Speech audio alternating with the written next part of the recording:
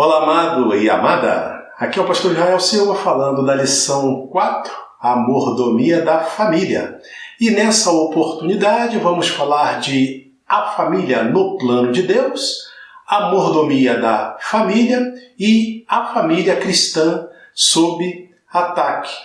É muito importante que você curta, dê o like, compartilhe, se inscreva no canal e acesse o sininho para receber o aviso das publicações em tempo real.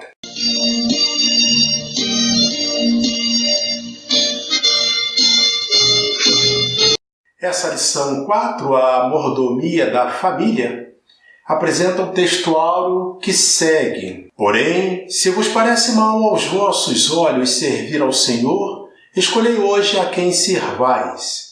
Porém, eu e a minha casa serviremos ao Senhor. Josué, capítulo 24, versículo 15. Comento daqui a pouco porque esse texto áureo está contido na leitura bíblica recomendada para a classe. Verdade prática.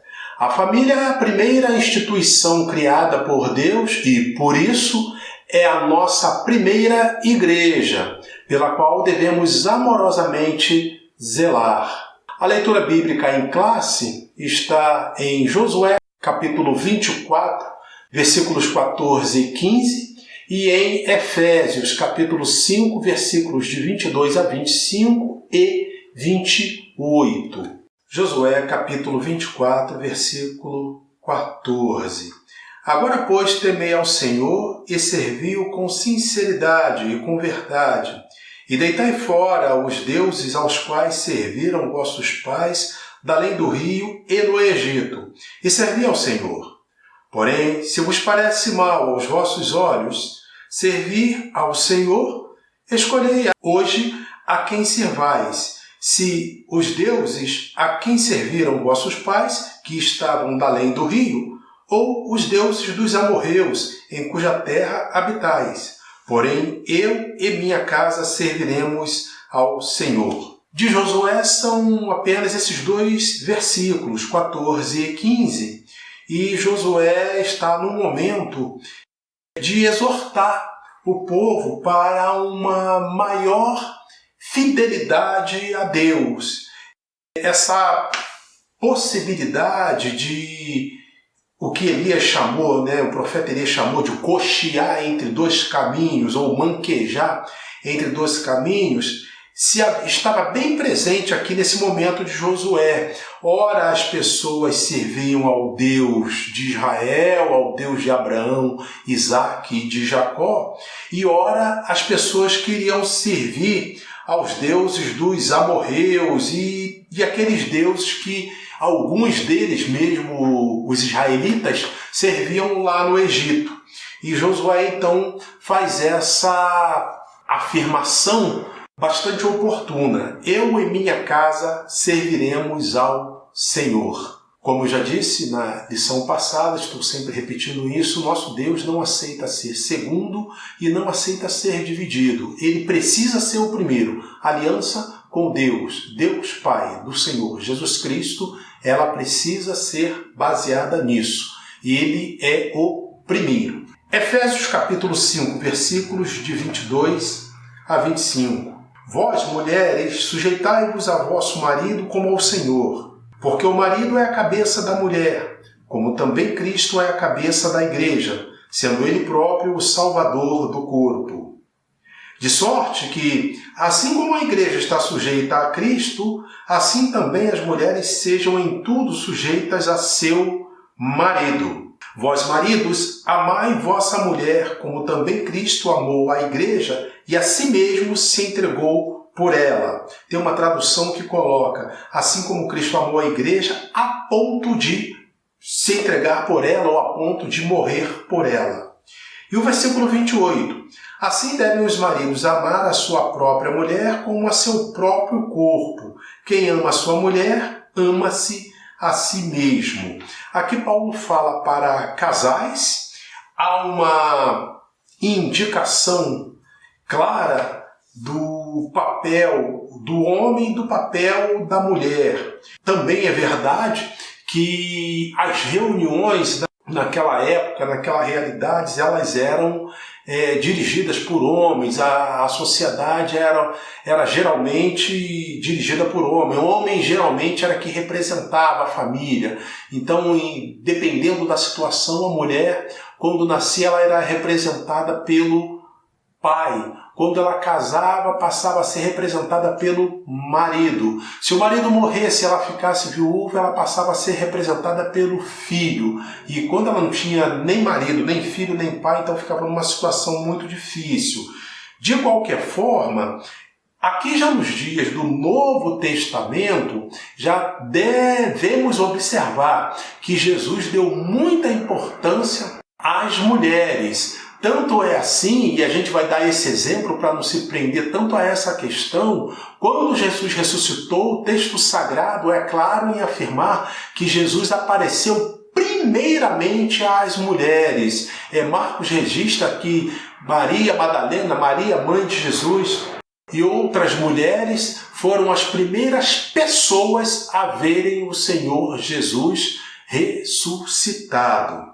O objetivo geral dessa lição é conscientizar os alunos de que a família é a primeira instituição e que, portanto, devemos zelá-la amorosamente. Objetivos específicos são 3. Destacar a família no plano de Deus, explicar a mordomia da família e radiografar a família cristã sob ataque. Esta lição está proposta em 3 capítulos. A seguir, o capítulo 1 é a família no plano de Deus, o capítulo 2 é a mordomia da família e o capítulo 3, a família cristã sob ataque.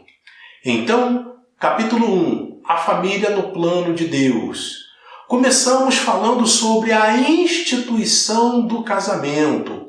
Antes de estabelecer a família, Deus instituiu o casamento. O Senhor Jesus confirmou essa instituição original e legal, conforme a lei de Deus. O texto de Mateus, capítulo 19, ele é claro, porque Jesus disse: o que Deus uniu, não o separe o homem. E em Gênesis capítulo 2 também está a criação do homem, fala da criação do homem e depois da criação da mulher. Deus fez um profundo sono, trouxe um profundo sono sobre Adão, a primeira ideia da anestesia, né? E diz a Bíblia que Deus tirou uma costela de Adão, aí no caso a primeira cirurgia plástica, tirou uma costela de Adão e daquela costela ele fez a Eva. Então Adão, o primeiro ser humano no geral, e Eva, a primeira mulher, a primeira fêmea, a primeira mulher a ser criada por Deus. Naquele momento, e aí Jesus ensina essa sintonia com que Deus criou o primeiro casal. E Jesus ensina: por isso deixará o homem e a mulher, seu pai e sua mãe, deixará sua casa e os dois se unirão. Os dois quem? Marido e mulher. Se unirão e serão um só corpo. Isso era casamento. No momento que Adão foi criado, os animais já estavam todos criados. E os animais, como nós vemos hoje, entre os animais havia macho e fêmea. E já estava todo o processo, então, de procriação. Já estava encaminhado em relação aos animais, mas perante o ser humano não. Aí Deus criou a mulher e agora estava completo. Então Adão foi o primeiro homem e Eva a primeira mulher, o primeiro casal, e dali descende toda a humanidade. A segunda coisa que precisamos falar é a origem da família. O livro de Gênesis relata que a partir do homem e da mulher, Deus estabeleceu a família. Começa a falar que Eva teve filhos e filhas, teve Caim, teve Abel e toda a geração parte dali. E assim toda a raça humana foi se desenvolvendo. Claro que no início tem toda uma situação muito favorável, que a gente está falando aí antes da queda, antes do pecado. Então a primeira família tem como homem da família Adão, mulher da família Eva e sua prole, seus filhos. Ainda sobre essa questão é importante abordar a questão da monogamia, ou seja, Adão tinha apenas uma mulher e Eva tinha apenas um marido. A questão da monogamia está também presente a questão da heterossexualidade ou heterossexualismo. Adão era um homem e ele se comportava, ele se acasalava conjugalmente com Eva e vice-versa. Depois eles tiveram filhos, mas o casal, eles assim permaneceram enquanto viveram. Ou seja, mesmo que uma dupla de homossexuais, duas mulheres ou dois homens consigam adotar crianças e ter todo o afago da mídia, não se tornarão família segundo a Bíblia. Número 2. A mordomia da família. Os princípios que regem o casamento cristão. Há um manual de união matrimonial, a Bíblia Sagrada. Nela encontramos princípios universais e atemporais para o casamento. Significa dizer, princípios universais valem para todo o planeta. E, eventualmente, se a gente chegar ao ponto de mandar para uma espaçonave um casal também, eles são casados na Terra e serão casados aí na espaçonave, se tiver rumando para a Lua, se isso tudo for possível, ainda assim lá deve se cumprir. Diante de Deus, a família desse jeito. E atemporal, ou seja, além do tempo, não se limita ao tempo. Esse preceito de Deus, ele vale no Antigo Testamento, vale no Novo Testamento e evidentemente que vale também nos nossos dias. Inclusive eu lembro de uma frase que andou bastante tempo, era fácil da gente ver em caminhões, e dizia assim: Deus inventou o sexo seguro e chamou a isso casamento. É claro que a frase ficaria mais completa se a gente falasse de casamento e fidelidade no casamento. Evidentemente aí seria o sexo seguro de ambas as partes. O princípio da monogamia considera um equívoco da revista destinar um subitem para defender a monogamia sem mencionar a palavra divórcio ou adultério. A princípio, tratamos a monogamia apenas no sentido de um gênero não se relacionar de forma conjugal com dois ou mais gêneros opostos ao mesmo tempo. No entanto, o Espírito me fez lembrar de falar também da troca de esposas ou esposos via divórcio. Quando perguntado, Jesus disse: Eu vos digo, porém, que qualquer que repudiar sua mulher, não sendo por causa de prostituição, e casar-se com outra, comete adultério, e o que casar com a repudiada também comete adultério. Mateus capítulo 19, versículo 9. É fato que, no meio evangélico, há líderes de rebanhos com centenas ou mesmo milhares de ovelhas que admitem o divórcio, abre aspas, em certos casos, fecha aspas. Além disso, é intensa a propaganda da mídia para o troca-troca em qualquer dos casos. Vou dar minha opinião, começando pela hermenêutica que faço do texto sagrado de Mateus capítulo 19, versículo 9 acima. Casamento desfeito por iniciativa do marido e não sendo motivado por infidelidade da mulher é adultério segundo as Escrituras. Nesse caso, o homem que se casar com a mulher abandonada também comete adultério segundo as Escrituras, além do que os adúlteros não herdarão o reino dos céus, como está em 1 Coríntios capítulo 6, versículos de 9 a 10, reforçado em Éfeso capítulo 5, versículo 5 e em Apocalipse capítulo 22, versículo 15. Outra coisa, se a mulher tomar a iniciativa do divórcio, mesmo contra a vontade do marido, não sei, mas a Bíblia seria, nesse tema, mais rigorosa para o homem do que para a mulher? Considero, no mínimo, uma ultrapassagem perigosa a mulher que tomar essa atitude baseado nesse aparente silêncio das Escrituras quando se der a coisa exatamente dessa forma, ou seja, a mulher tomar a iniciativa do divórcio por qualquer motivo. Lembremos que a Bíblia nos ensina que na primeira ressurreição ressuscitarão os que morreram em Cristo, 1 Tessalonicenses capítulo 4, versículo 16, para serem arrebatados juntamente com os que estiverem em Cristo por ocasião desse evento. Romanos capítulo 8, versículo 1. Deixo mais duas passagens para ajudar na meditação desse tema.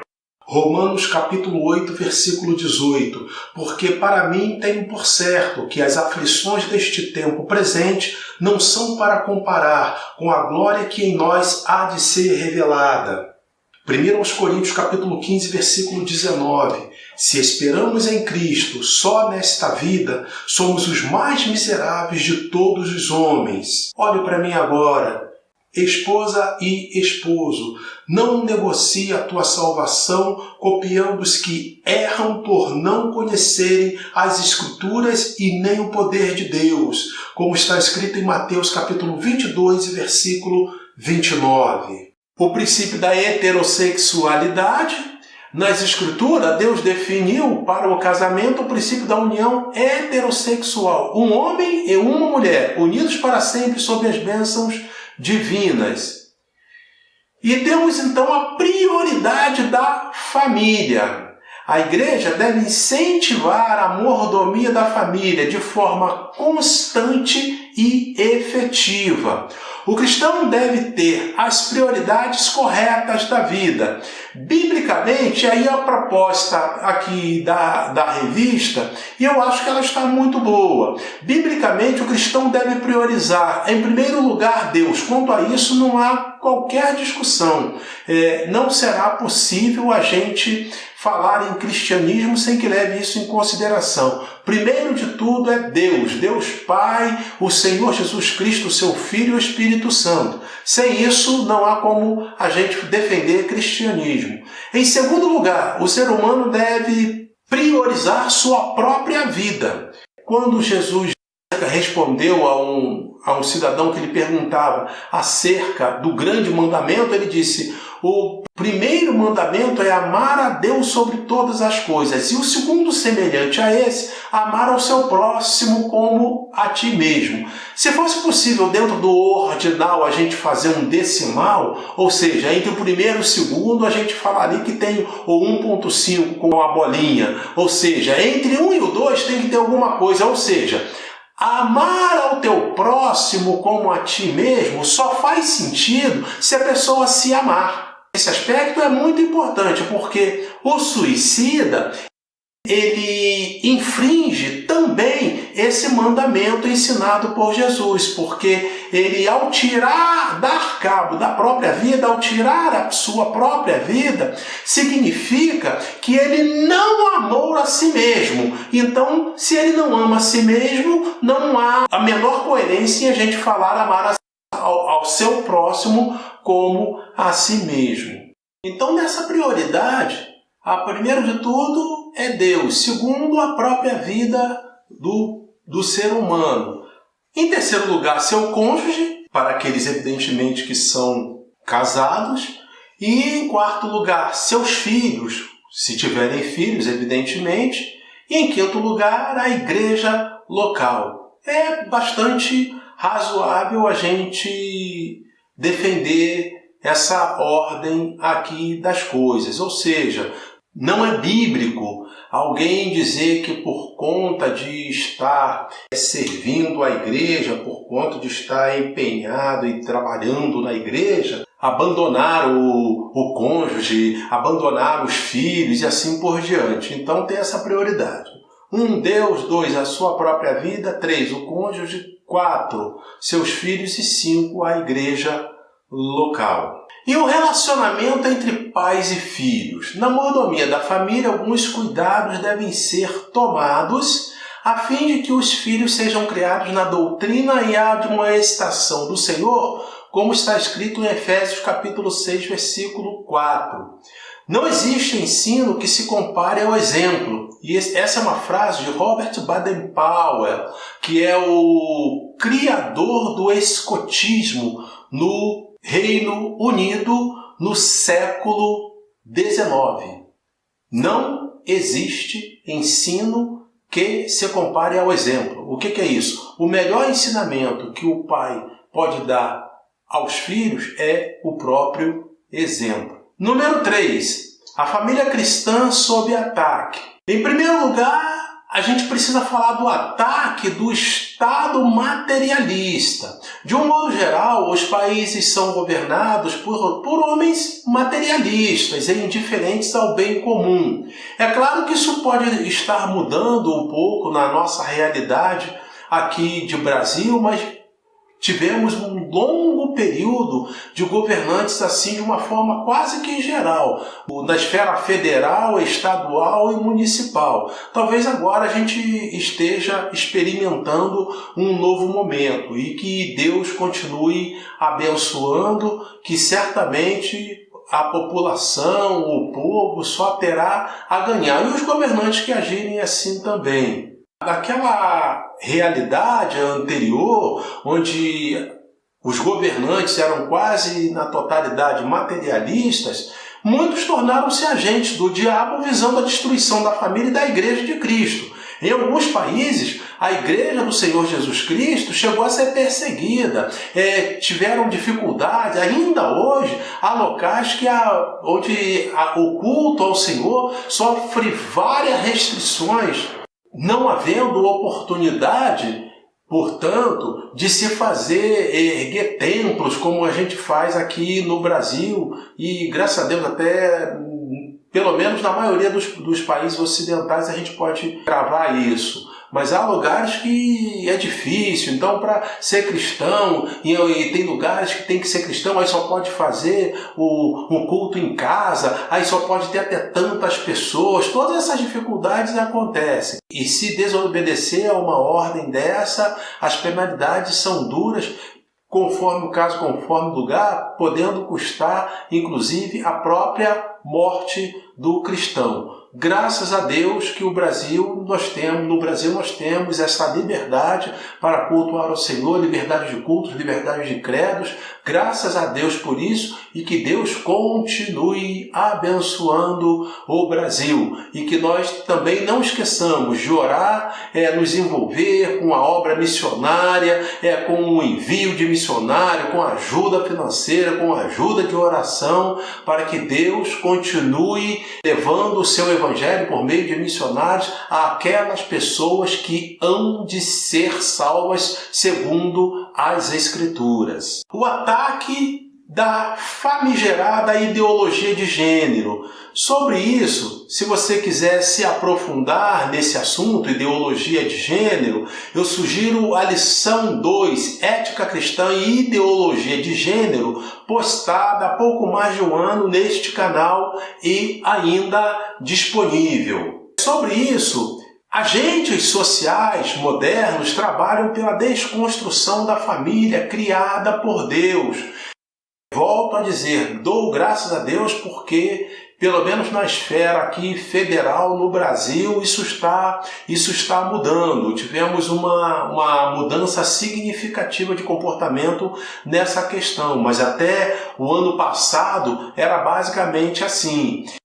Então, a desconstrução da família, esse termo desconstrução ele vem bem a calhar, porque é o termo que tem tudo a ver com o inimigo, né? Jesus disse que o diabo veio para matar, roubar e destruir. Desconstrução, destruir. Pois é, a família construída, o diabo está aí para desconstruir, para destruir a família. É a prioridade dele. E Karl Marx, um dos defensores, um dos teóricos fundadores da doutrina comunista, disse que a família deveria ser abolida. Sangue de Jesus tem poder, só se for dele, né? Mas é assim que eles pensam e não se contentam e estragar a própria família, não. Eles querem estragar de toda a sociedade se fosse possível. Mas maior é Deus, que não deixará que isso aconteça. Ainda sobre essa questão do ataque, um ataque a Deus e à ciência. Ao ensinar que ninguém nasce homem ou mulher,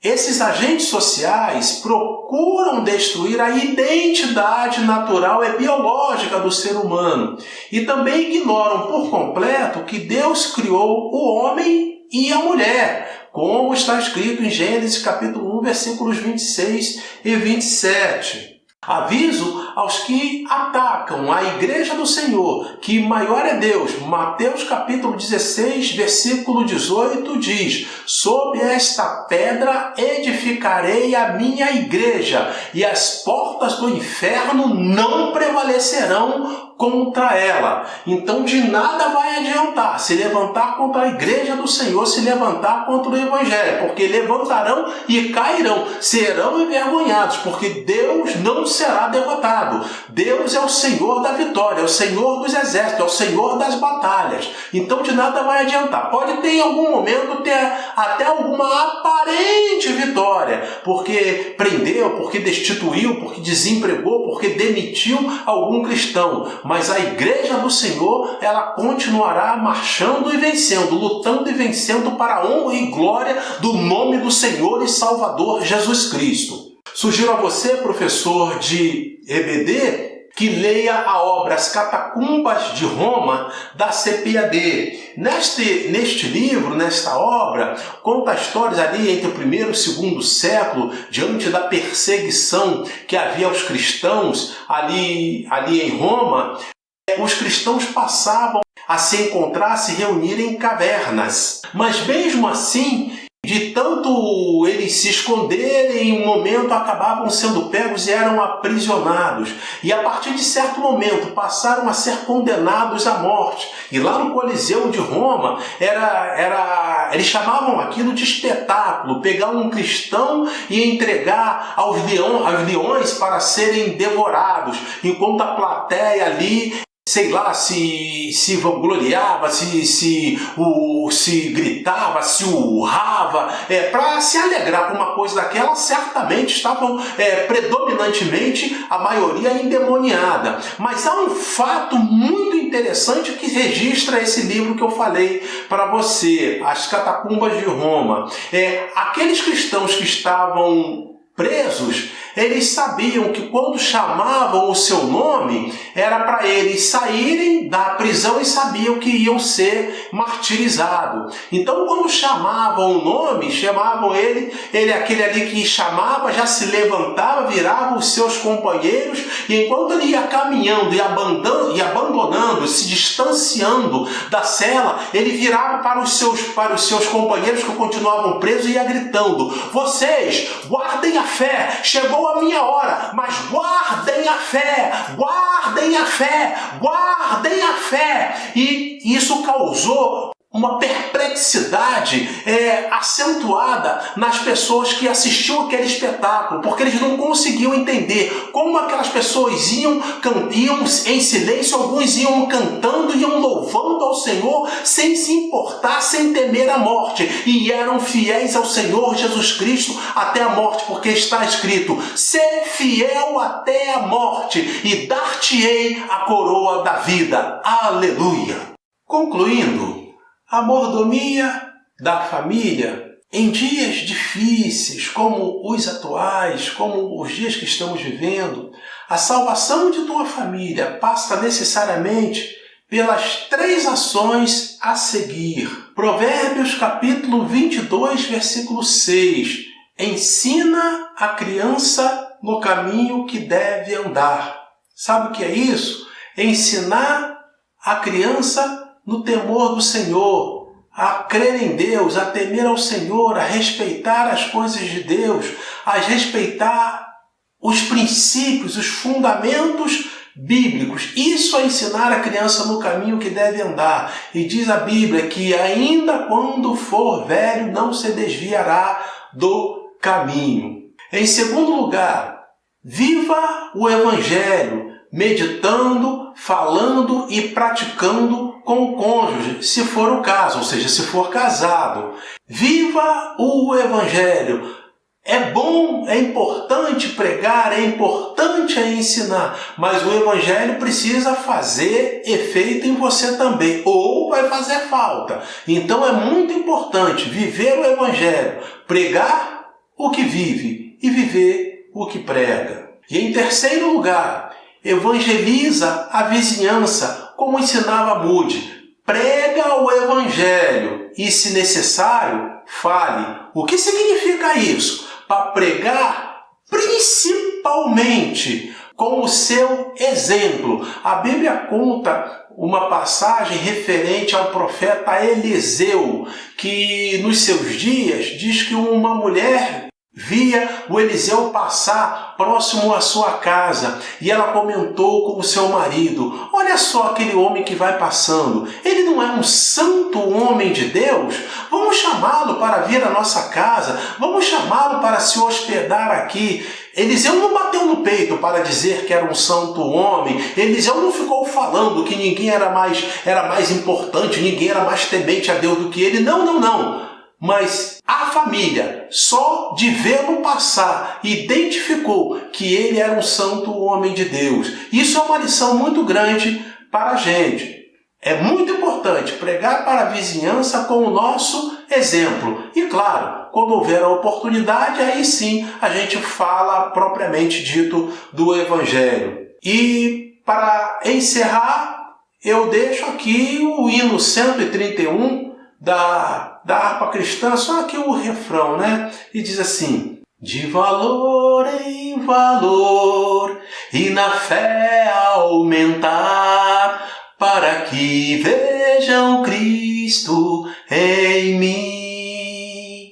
Amém. Eu vou orar por você para que Deus ajude você a guardar essa palavra. Pai, em nome de Jesus, nós te louvamos, eu te louvo, Senhor, por mais esta oportunidade, mais esta lição, mais este vídeo, aula que conseguimos elaborar. Ó Deus, ajuda, Senhor, a tua palavra a prosperar. Abençoa, Senhor, a todos que ouvirem, Senhor, esta pregação. Abençoa o teu servo, abençoa a tua serva que estiver ouvindo, Senhor, esta palavra, estiver assistindo esse vídeo, quer seja por smartphone, quer seja, Senhor, por computador, quer seja por aparelhos de TV, enfim, qualquer que seja o veículo, o canal. Abençoa, Senhor, em todo tempo, em todo lugar, no Brasil ou fora do Brasil, em todas as cidades, onde estiver alguém assistindo, Senhor, esta palavra seja abençoado e que o Teu Espírito dê mais entendimento segundo a necessidade de cada um e segundo a multidão das Tuas misericórdias. É o que eu te peço e te agradeço em nome de Jesus. Amém. Se você foi abençoado, sugiro que você curta, compartilhe, dê um like e se inscreva no canal. Em nosso próximo encontro falaremos de a mordomia da igreja local. Então até lá e, se Deus quiser, amém.